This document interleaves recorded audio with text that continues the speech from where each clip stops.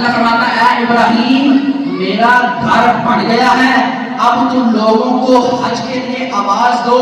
حضرت ابراہیم نے عرض کی میرے مولا ادھر تو میں اکیلا ابراہیم اور میرے ساتھ میرا بیٹا اسماعیل ہے، تو میری آواز پر کون آئے گا؟ اللہ فرماتا ہے یأتوک رجالا وعلی کل ضامر یأتین من کل فج عمیق۔ اللہ فرماتا ہے اے ابراہیم تو آواز دے، میں خدا یہ کہتا ہوں آواز تو دے، قیامت تک ساری نبیوں کی امتیں اس مقام پر آ کر کہیں گی لبیک یا رسول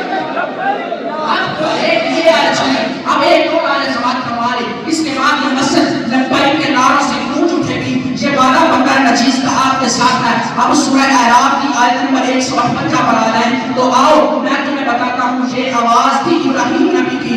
ابراہیم نبی کی آواز کی طاقت یہ ہے، اللہ فرماتا ہے ابراہیم تو آواز دے، قیامت تک سارے نبیوں کی امتیں اس مقام پر آ کر لبیک لبیک کہتی رہیں گی۔ آؤ میں تمہیں مصطفیٰ کی آواز کی برکت بھی سنا دوں۔ قرآن کہتا ہے قل یا ایھا الناس انی رسول اللہ الیکم جمیعا، لوگوں سنو ابراہیم کی آواز پر بندے لبیک کہتے ہیں، اور جب باری آمینہ کے لال کی آتی ہے، جب باری بدوحات اٹھنے والے کی آتی ہے، جب باری حضرت سیدہ طیبہ طاہرہ فاطمہ الزہرا کے بابا جان کی آتی ہے، جب باری حسنین کریمین کے بابا جان کی نانا جان کی آتی ہے، ابراہیم نبی کی آواز پر بندے لبیک کہتے ہیں۔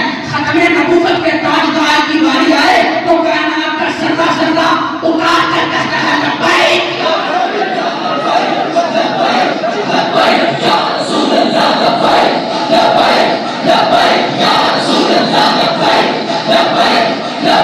یا